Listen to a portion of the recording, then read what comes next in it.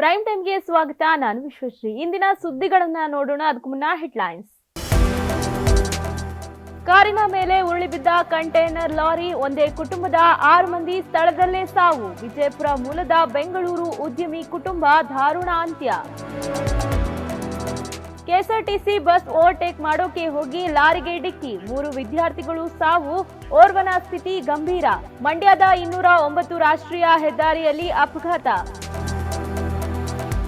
ರಕ್ತ ಬಂದರೂ ಕೇರ್ ಮಾಡಲಿಲ್ಲ, ಕುಡಿಯೋಕೆ ನೀರು ಕೊಡಲಿಲ್ಲ. ರಾತ್ರಿ ಇಡೀ ಪ್ರಭಾವಿಗಳ ಫೋನ್ ಕಾಲ್ ಆದೇಶದಂತೆ ಪೊಲೀಸ್ ಟಾರ್ಚರ್.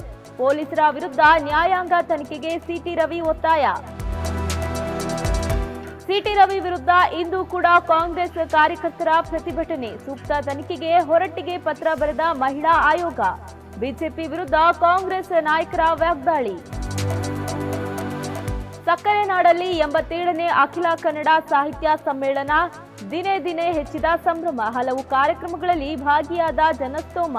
ಭಾನುವಾರದ ಕಡ್ರ ದಿನದ ಕಾರ್ಯಕ್ರಮಕ್ಕೆ ಭಾರೀ ಸಂಖ್ಯೆಯ ಕನ್ನಡಾಭಿಮಾನಿಗಳ ಆಗಮನ ನಿರೀಕ್ಷೆ. ನೆಲಮಂಗಲ ಸಮೀಪ ಇಂದು ಭೀಕರ ರಸ್ತೆ ಅಪಘಾತ ಸಂಭವಿಸಿದೆ. ಅಪಘಾತದಲ್ಲಿ ಒಂದೇ ಕುಟುಂಬದ 6 ಜನ ಮೃತಪಟ್ಟಿದ್ದಾರೆ. ತುಮಕೂರು ಬೆಂಗಳೂರು ರಾಷ್ಟ್ರೀಯ ಹೆದ್ದಾರಿ 4ರಲ್ಲಿ ತಾಳೆಕೆರೆ ಎಂಬಲ್ಲಿ ಈ ಅಪಘಾತ ಸಂಭವಿಸಿದ್ದು, ಕಾರಿನ ಮೇಲೆ ಕಂಟೈನರ್ ಲಾರಿ ಬಿದ್ದ ಪರಿಣಾಮ ಕಾರಿನಲ್ಲಿದ್ದ 2 ಮಕ್ಕಳು ಸೇರಿದಂತೆ 6 ಮಂದಿ ಸ್ಥಳದಲ್ಲೇ ಸಾವನ್ನಪ್ಪಿದ್ದಾರೆ. ಇನ್ನು ಕಂಟೈನರ್ ಕಾರಿನ ಮೇಲೆ ಬಿದ್ದ ಪರಿಣಾಮ ಕಾರು ಸಂಪೂರ್ಣ ಅಪ್ಪಚ್ಚಿಯಾಗಿತ್ತು. ಇದರಿಂದ ಕಾರು ಹೊರತೆಗೆಯೋಕೆ ಪೊಲೀಸರು ಹರಸಾಹಸ ಪಟ್ಟರು. ಹೆವಿ ಲೋಡ್ ಇರೋ ಕಂಟೈನರ್ ಮೇಲೆತ್ತೋಕೆ ಲಾರಿ ಬೆಲ್ಟ್ ಚೈನ್ಗಳನ್ನ ತರಿಸಲಾಗಿತ್ತು. ಕೊನೆಗೆ ಹರಸಾಹಸ ಪಟ್ಟು 3 ಕ್ರೇನ್ಗಳ ಸಹಾಯದಿಂದ ಕಂಟೈನರ್ ಮೇಲೆತ್ತಿ ಕಾರನ್ನ ಹೊರತೆಗೆದ್ರು. ಇನ್ನು ಸಾವಿಗೀಡಾದವರು ಮೂಲತಃ ಮಹಾರಾಷ್ಟ್ರದ ಸಾಂಗ್ಲಿ ಜಿಲ್ಲೆಯ ಜತ್ ತಾಲೂಕಿನ ಮೊರಬಗಿ ಮೂಲದವರಾದ ಚಂದ್ರಂ ಬೆಂಗಳೂರಿನ HSR ಲೇಔಟ್ನಲ್ಲಿ ವಾಸವಿದ್ರು. IAST ಸಾಫ್ಟ್ವೇರ್ ಕಂಪನಿ ಮಾಲೀಕರಾಗಿದ್ರು. ತಂದೆಗೆ ಹುಷಾರಿಲ್ಲ ಅಂತ ಕುಟುಂಬ ಸಮೇತ ವಿಜಯಪುರಕ್ಕೆ ಐಷಾರಾಮಿ ವೋಲ್ವೋ ಕಾರಿನಲ್ಲಿ ಹೊರಟಿದ್ರು. ಬೆಂಗಳೂರಿನ ನೆಲಮಂಗಲ ತಾಲೂಕಿನ ತಾಳೆಕೆರೆ ಬಳಿ ಪಕ್ಕದ ರಸ್ತೆಯಿಂದ ಏಕಾಏಕಿ ಮೇಲರಗಿ ಬಂದ ಲಾರಿ ಚಂದ್ರಂ ಕುಟುಂಬ ಪ್ರಯಾಣಿಸುತ್ತಿದ್ದ ಕಾರಿನ ಮೇಲೆ ಬಿದ್ದಿತ್ತು. ಲಾರಿ ಬಿದ್ದ ರಭಸಕ್ಕೆ ಕಾರು ಅಪ್ಪಚ್ಚಿಯಾಗಿ ಕಾರಿನಲ್ಲಿದ್ದ 6 ಜೀವಗಳು ಕ್ಷಣ ಮಾತ್ರದಲ್ಲಿ ಉಸಿರು ಚೆಲ್ಲಿವೆ.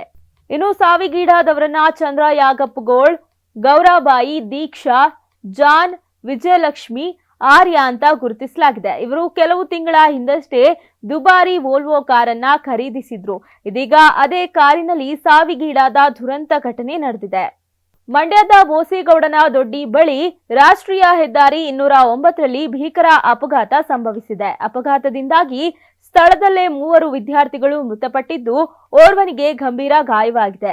ಇನ್ನು ಸಾವಿಗೀಡಾದವರು ಬೆಂಗಳೂರಿನ ಪ್ರಣವ್, ಆಕಾಶ್, ಆದರ್ಶ್ ಅಂತ ಹೇಳಲಾಗ್ತಿದೆ. ಮತ್ತೋರ್ವ ವಿದ್ಯಾರ್ಥಿಯ ಪರಿಸ್ಥಿತಿ ಗಂಭೀರವಾಗಿದ್ದು ಆಸ್ಪತ್ರೆಗೆ ದಾಖಲಿಸಲಾಗಿದೆ. ಇನ್ನು ವಿದ್ಯಾರ್ಥಿಗಳು ಬೆಂಗಳೂರಿನಿಂದ ಮೈಸೂರು ಜಿಲ್ಲೆಯ ತಲಕಾಡು ಪ್ರವಾಸಕ್ಕೆ ತೆರಳುತ್ತಿದ್ರು ಎನ್ನಲಾಗ್ತಿದೆ. ರಾಷ್ಟ್ರೀಯ ಹೆದ್ದಾರಿ 209ರಲ್ಲಿ ಕೆಎಸ್ಆರ್ಟಿಸಿ ಬಸ್ ಓವರ್ಟೇಕ್ ಮಾಡಿ ಎದುರಿಗೆ ಬರ್ತಿದ್ದ ಲಾರಿಗೆ ಗುದ್ದಿದ್ದಾರೆ. ಪರಿಣಾಮ ಕಾರ್ನಲ್ಲಿದ್ದ 3 ಸ್ಥಳದಲ್ಲೇ ಮೃತಪಟ್ಟಿದ್ದಾರೆ.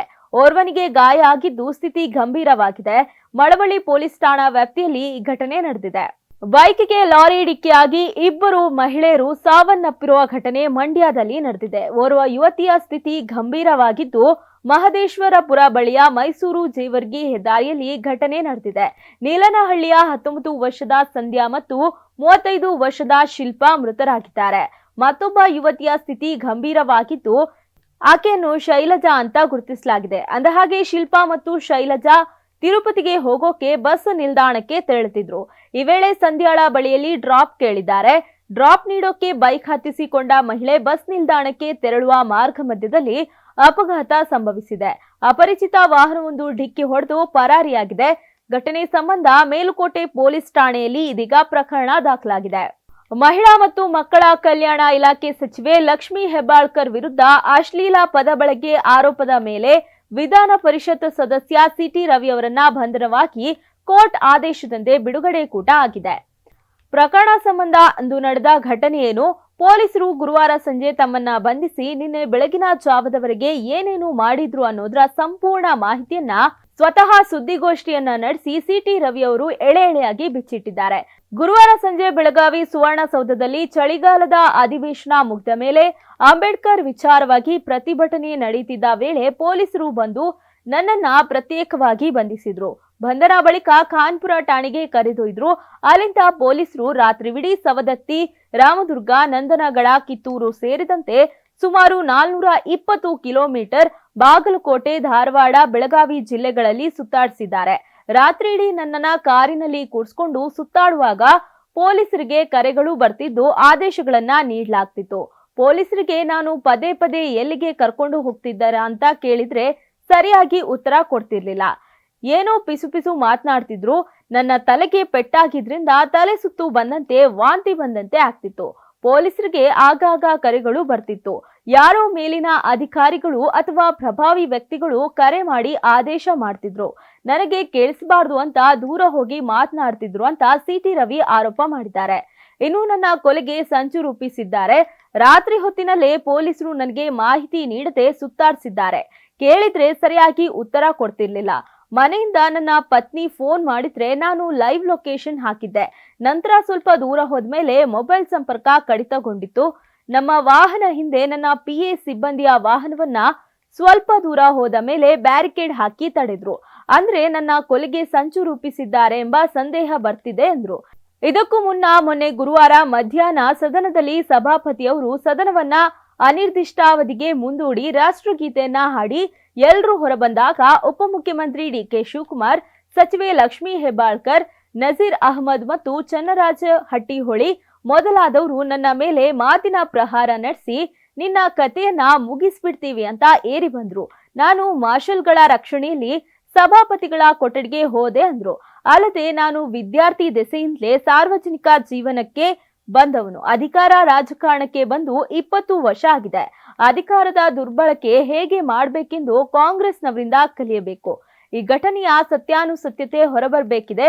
ಪೊಲೀಸರ ವಾಕಿ ಟಾಕಿ ಮತ್ತು ಖಾಸಗಿ ಫೋನ್ಗಳನ್ನ ತಪಾಸಣೆ ಮಾಡಬೇಕು ಮತ್ತು ನಾನು ಎಲ್ಲೆಲ್ಲಿ ಓಡಾಡಿದೆ ಎಂಬುದು CDRನ ನ್ಯಾಯಾಂಗ ತನಿಖೆ ನಡೆಸಬೇಕು ಅಂತ ಒತ್ತಾಯಿಸಿದ್ರು. ವಿಧಾನಮಂಡಲದ ಒಳಗೆ ವಿಜುವಲ್ ವಾಯ್ಸ್ ರೆಕಾರ್ಡಿಂಗ್ ಮತ್ತು ಸ್ಟೆನೋ ಅವರು ಅಸಂವಿಧಾನಿಕ ಶಬ್ದವನ್ನ ಸಭಾಧ್ಯಕ್ಷರ ಗಮನಕ್ಕೆ ತಂದು ಕಡತದಿಂದ ಹೊರತೆಗೆಯುತ್ತಾರೆ. ಅವಹೇಳನಕಾರಿಯಾಗಿ ಮಾತನಾಡಿದ್ರೆ ಕ್ರಮ ತೆಗೆದುಕೊಳ್ತಾರೆ. ಕ್ರಿಮಿನಲ್ ಪ್ರಕರಣವಾಗಿದ್ರೆ ಸಂಬಂಧಪಟ್ಟವರಿಗೆ ಕ್ರಮ ತೆಗೆದುಕೊಳ್ಳೋಕೆ ಸೂಚಿಸುವ ಅಧಿಕಾರ ಸಹ ಸಭಾಧ್ಯಕ್ಷರಿಗೆ, ಸಭಾಪತಿಗಳಿಗೆ ಇರುತ್ತೆ. ಕಾನೂನುಗಳನ್ನ ಕೈಗೆ ತೆಗೆದುಕೊಳ್ಳುವ ಅಧಿಕಾರ ಮಂತ್ರಿಗಳಿಗೆ ಕೊಟ್ಟಿಲ್ಲ.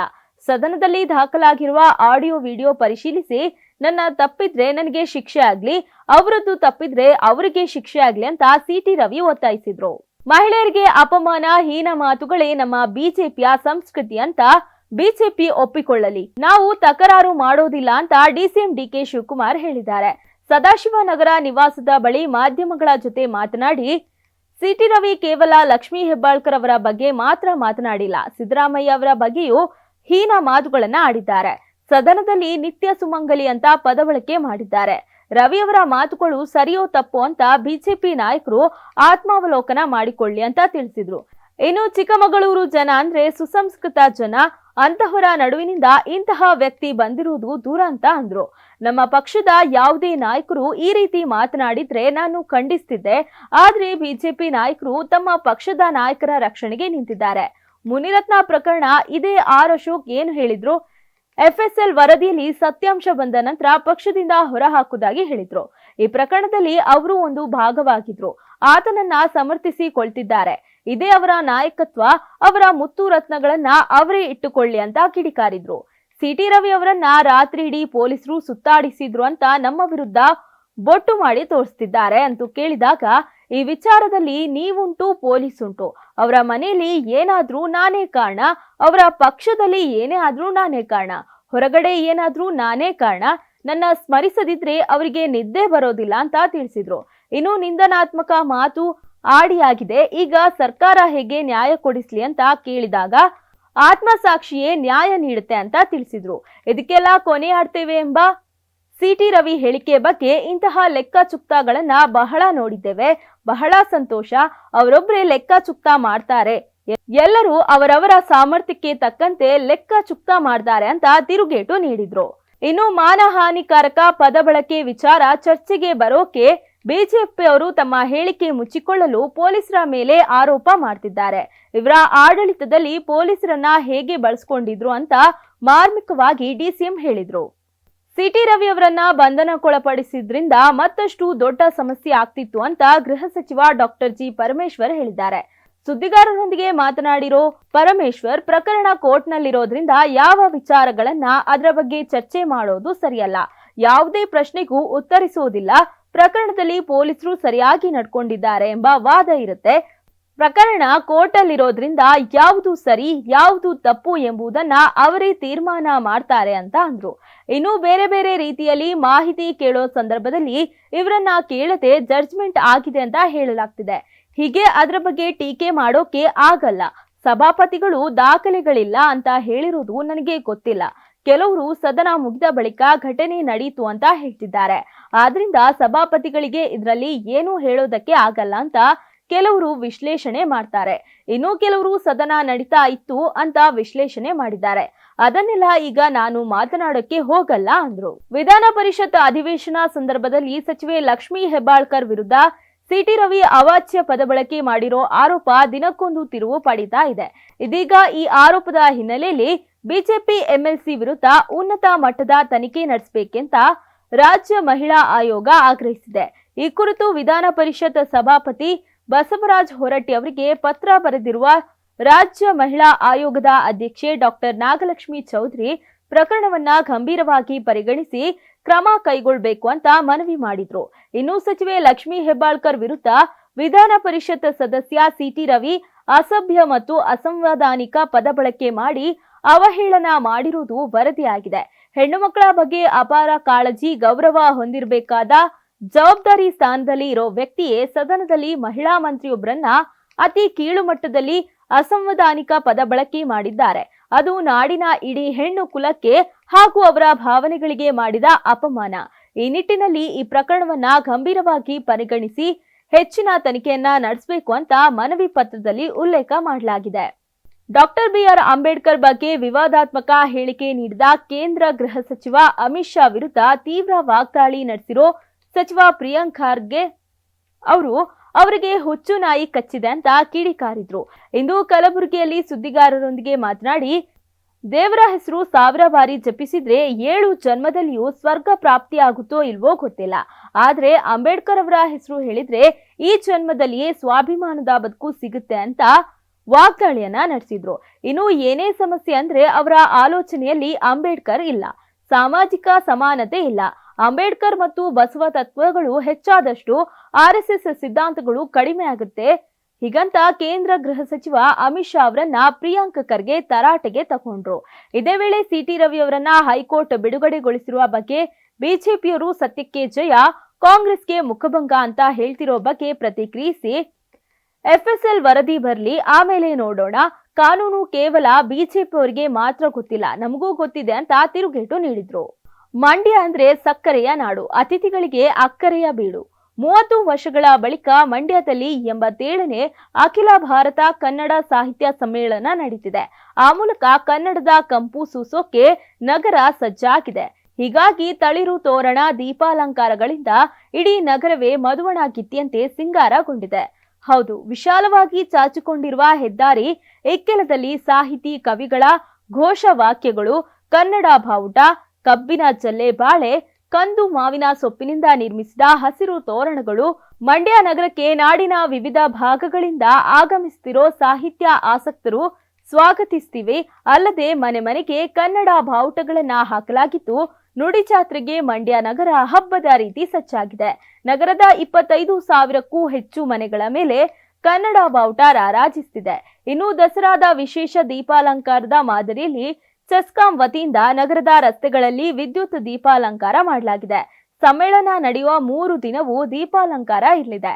ನಾಲ್ವಡಿ ಕೃಷ್ಣರಾಜ ಒಡೆಯರ್, ಸರ್ ಎಂ ವಿಶ್ವೇಶ್ವರಯ್ಯ ಕಲಾಕೃತಿ, ಜ್ಞಾನಪೀಠ ಪುರಸ್ಕೃತರ ಭಾವಚಿತ್ರಗಳು ದೀಪಾಲಂಕಾರದ ಪ್ರಮುಖ ಆಕರ್ಷಣೆ ಆಗಿದೆ. ಅಲ್ಲದೆ ನಗರದ ಪ್ರಮುಖ ರಸ್ತೆಗಳು ಹಾಗೂ ವೃತ್ತಗಳಲ್ಲಿ ವಿಶೇಷ ಕಲಾಕೃತಿಗಳ ವಿದ್ಯುತ್ ದೀಪಾಲಂಕಾರ ಮಾಡಲಾಗಿದೆ. ಇದು ನಗರವಾಸಿಗಳ ಮೆಚ್ಚುಗೆಗೆ ಪಾತ್ರವಾಗಿದೆ. ಇವಿಷ್ಟು ಈ ದಿನದ ಸುದ್ದಿಗಳು. ನೋಡ್ತಾ ಇರಿ ಕರ್ನಾಟಕ ಟಿವಿ, ಇದು ಕನ್ನಡಿಗರ ಧ್ವನಿ.